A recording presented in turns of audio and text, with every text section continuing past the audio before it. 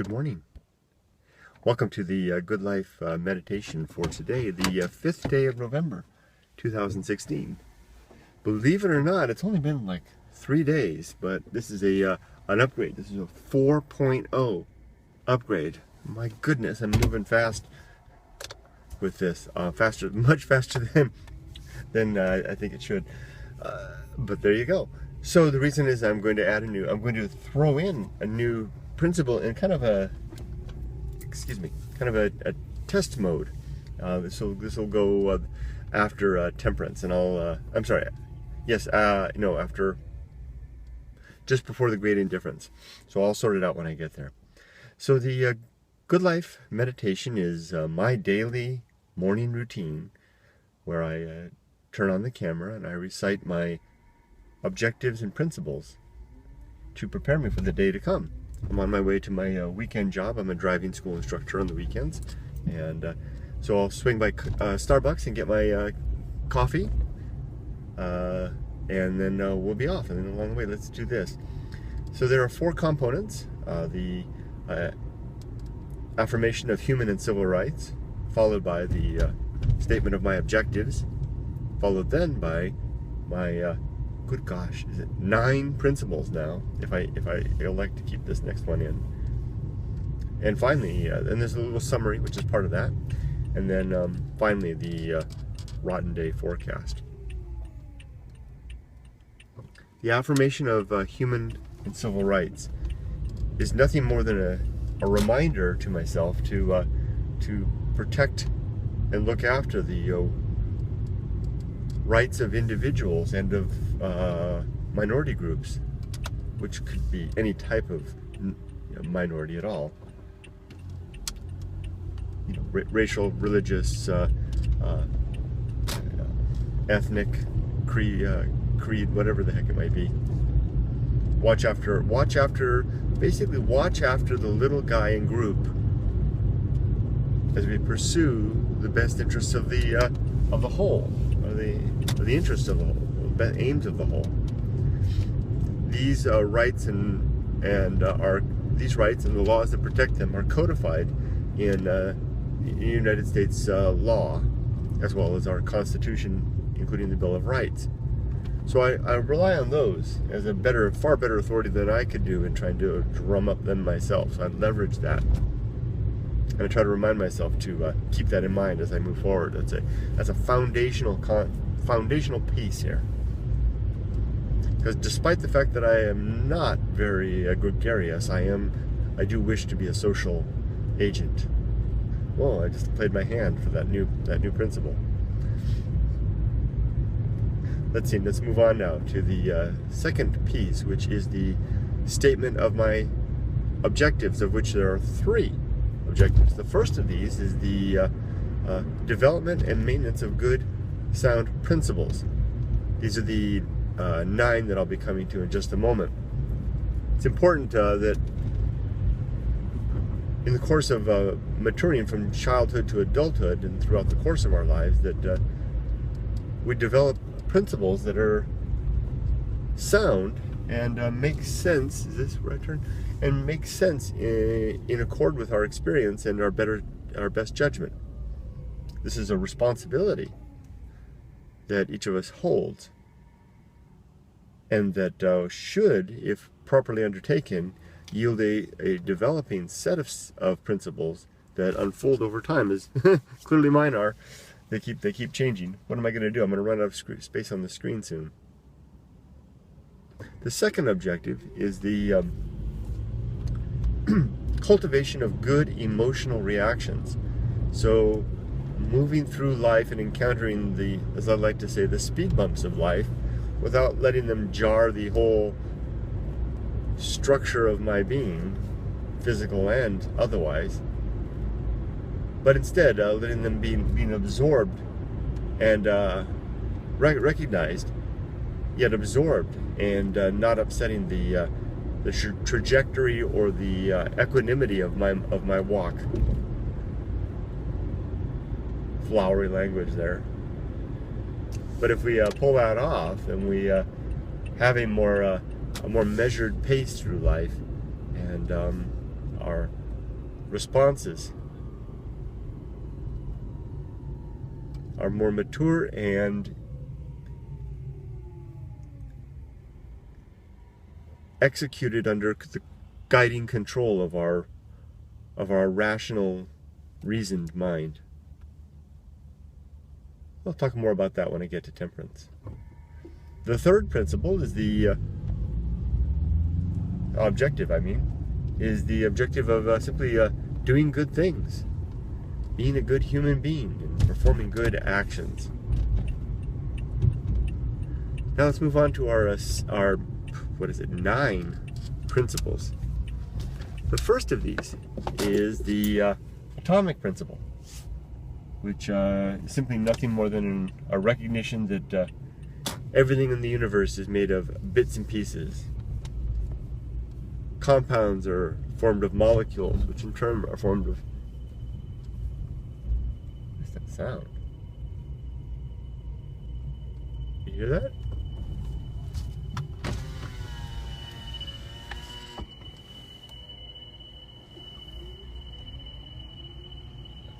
What is that?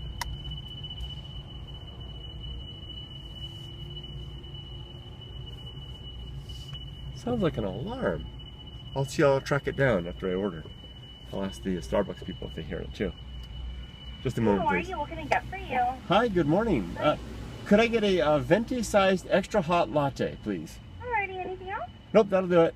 Thank you, next window. Thanks. It's not coming from my car, is it? Oh. Get closer to it.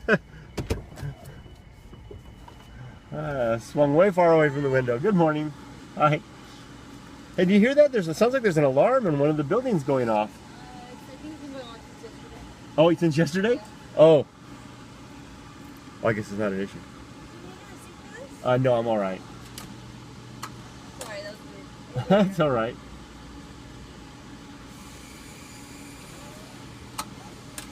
Thank you. So the bits and pieces, flowing and changing, ever transforming from one thing into another. That's what we are. That's what the universe is. And boy, is it good to keep that in mind every day. It puts demands immediacy to our living and consideration of the temporary nature of how we'll be here and everyone else, and the relationships that we have, and the circumstances and the things that we own, and makes us grasp them less. And if we're not as convinced of any sort of permanence, we're going to be more appreciative of the moments that we have, whatever our circumstances may be.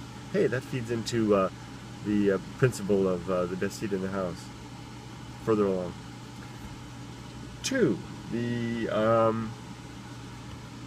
here we go.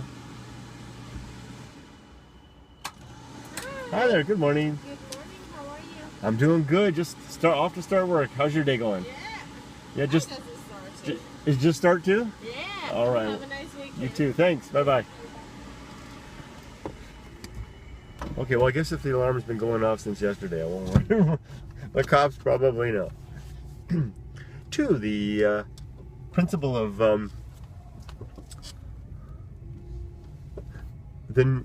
nature.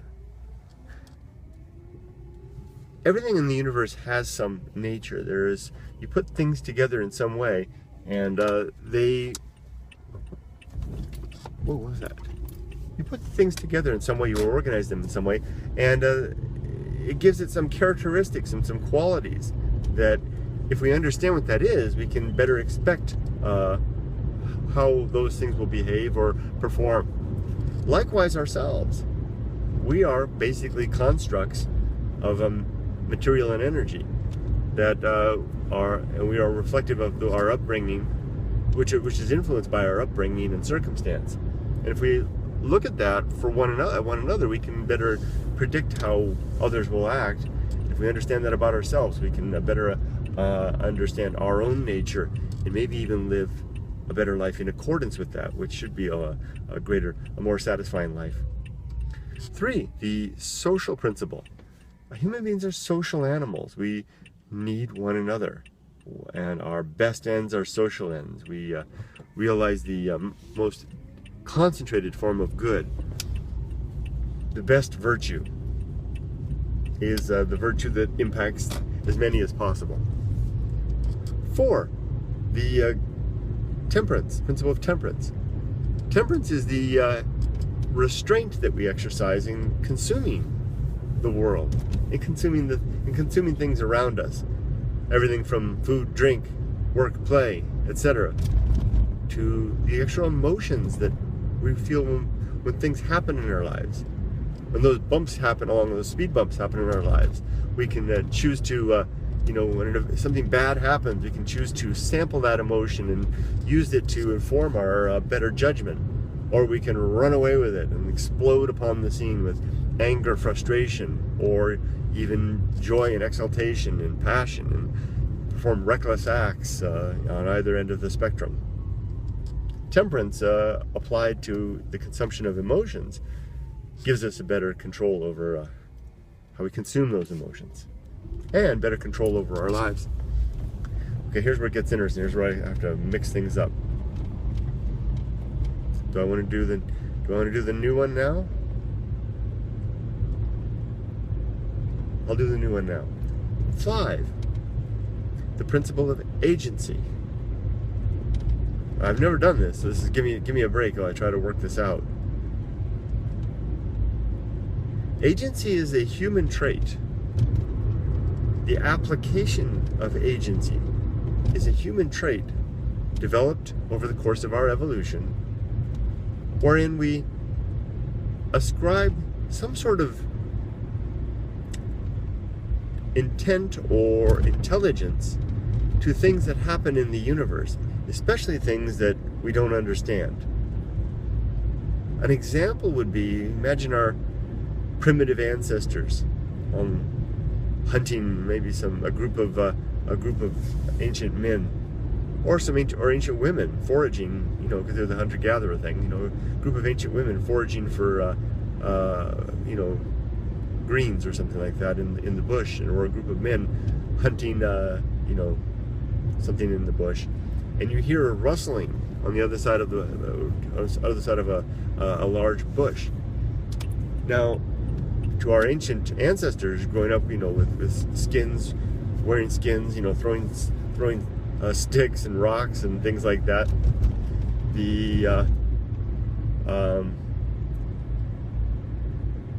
something like that could be a very dangerous thing. It could be a saber-toothed tiger.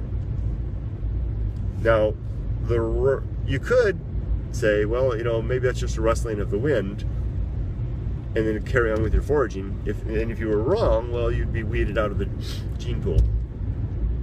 If you decided, oh, there's something behind that bush, something that might eat me, and turn and bolt, well, you win in a way. You win either way, right? Because if it wasn't an agent, if it was a tiger, well, you've survived. Maybe if you can outrun it, if it doesn't chase you. If it wasn't a tiger, well, guess what? You've still survived. Although you've been saddled now with a propensity to apply an identification of agency to every rustling bush. So it makes you a bit skitty. Kind of imagine like a rabbit. You know how rabbits are, right? This is, never able to relax, but it's keeping ahead of the coyotes. Or this is what makes us jumpy and jittery in our own lives. What makes us jump when a horror movie happens, when something startles us, because it's that reaction, that fight or flight instinct to assume something is there and go and run with it. Now we extract that. The reason this is a principle is that we have to watch out, because we have an evolved propensity to ascribe agency to the universe, and we do this all the time. We see the face of Elvis in a latte, or Jesus in tree rings, or whatever the case may be, or we listen to thunder. Our ancestors would hear and watch thunder going on and believe that there was a deity there, or a pantheon of deities. And so this is something that we do, and the reason it's dangerous is that it pulls us away from the use of our better faculty of understanding towards what might be considered an easy answer of saying that it's something else. And I'm not trying to in this way. It's also it helps us to be forgiving of those who do that, when we recognize that this is a human trait. You know, this is something we were evolved to do. We were evolved to see intelligence and individual of one form or another, malicious or good, in every mystery. There you go. So that's the principle of agency. More of a cautionary observation, a cautionary principle than anything else. And I think that was the right place for it, because now, 6, the great indifference. The great indifference is the fact that the universe, if you take away the agency observation, the universe is really devoid mostly devoid of agency, with the exception of you and me and our species and a few other sentient creatures on this world. Well, I mean, all life is an agent, so that would be the case. But there is no evidence that there's actually any agency, supernatural, overseeing agency over the entire universe, and that leaves us with what I call the great indifference, the emptiness that it's not really an emptiness, it's more of an indifference that exists and permeates throughout the universe. So that was 6. 7, after that, I gotta keep track of things now. Oh, 7, I think 7 is the best seat in the house. This is a reminder that I use to myself to say, to remind myself not to wish that I was somewhere or something or someone else, but to desire that I do not wish that I was something or someone or somewhere else. To be content where I am. That's better. Finally, I think I got that one down, and very quickly too. I could go on and on about that, but I like the way that settled, if I do say so myself. Now, 8 is reason, the governing faculty. Our ability to look at the world, to gather facts, to make sense of those facts, to develop arguments that yield predictions, and then to watch those predictions to see how they bear fruit. And if our predictions were accurate, then we may be onto something, and cautiously, tentatively reperform our test and ask others to do so, or observe others who may be doing so, to gain further credence for our ideas. And if not, then to reevaluate them. Maybe they're wrong. And finally, 9. Wow, 9. Virtue, which is the purpose of life in this model. My model. Virtue is I define virtue as the improvement of well-being. The making things better for the most of us and for the few of us. In that order.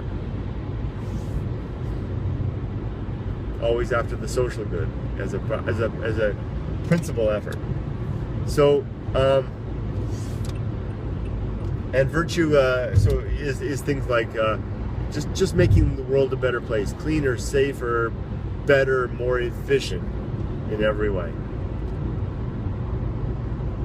So in summary then, the good life is a life lived appreciating the fact that we're all just dissolving away and we'll soon be gone in something else.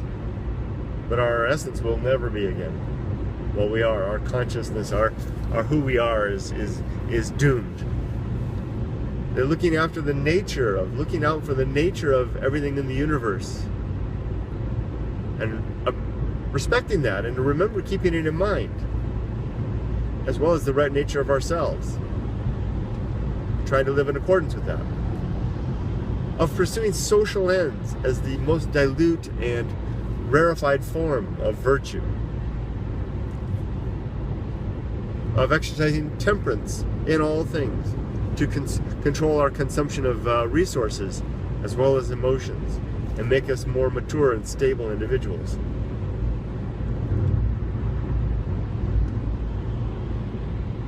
To observe that agency is something that humans are likely to attribute to the external things in the world that we either can't see or don't understand, but give us pause or scare us. And that this trait, though a useful survival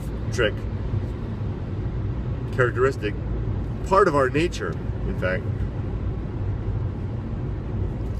is also dangerous in the modern world, where we are confronted by innumerable mysteries, and where the shortcut of ascribing the cause of those mysteries to an unseen, unchanging, unknowable, omnipotent, omnipresent, omnibenevolent force is oh so tempting. Of realizing that when we withdraw agency from the scene, we're left with a landscape of great indifference, and of executing reason as the governing faculty, the ability that we use to make sense of the world and pursue our efforts towards virtue. Finally, the last part of this, the Rotten Day forecast. This is an effort that I use to set expectations. So often we're disappointed when we expect more of the world than it actually delivers. The world's a tricky, dangerous, changing, unpredictable, in many ways unpredictable, and a place. And it's sometimes better to be ready for that mix than to expect a smooth sailing. You know, it's kind of like as you prepare for a day's sail on the ocean, it's good to bring your bad weather gear and your radio, even though the sun may be shining. Prepare for the worst. I think I like that. If I do so myself. Imagine a sailor getting ready to leave harbor on a sunny day, and saying, well, he's a seasoned old vet, veteran of the seas, saying, you never know, you're going to need your wet weather gear and your rations and extra batteries for the radio and maybe a spare sail. You never know what you're going to encounter out there in the sea. Would you rather face the day like that? Yeah, I do. I would, and likewise, that's how I do. So here we go. Here's my wet weather gear. Today's going to be a rotten day. First of all, my daughter will die. Next, my wife will die. Maybe not in that order, maybe together. And I will die too. Maybe with them. Boy, that was so hard to say a week ago when I first started that. Now it just rolls off. I wonder if that takes away the potency of it.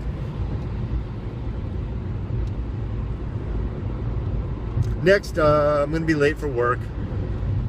Not really, but I am. I can see how after a while this just becomes kind of a kind of filler, because it kind of loses the sincerity, especially when you know it's stuff that isn't going to happen. I'm not going to be late for work, but I could, but I will.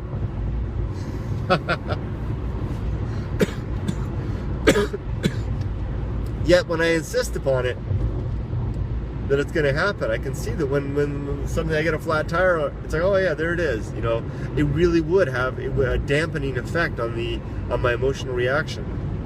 Give me a better chance to exercise temperance in consuming those emotions.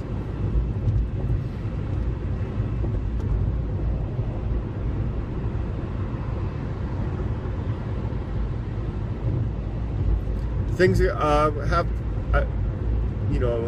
I'm hoping for a very nice day and a half off with my family, but things are going to come up. They always do. Something's going to come up. My wife might not feel well. I might not feel well. Emily might not feel well. We won't be able to do something because something will come up, or money issue, or whatever the case may be. We have a lot of bills right now, with teeth and everything, and getting sick and all the cars requiring service and you know all that is. And that'll just continue. Oh, I'll never retire, but I will get fired. What madness. Okay, this is a useful exercise. I need to, I just don't take it as seriously because some of it's clear and obvious nonsense, but I really do think it's a useful thing. And with that, I'm going to finish up 25 minutes in. Wow, I added a new component and I still got under 30 minutes. I guess it is a pretty good day. I hope you all have a great day. Bye-bye.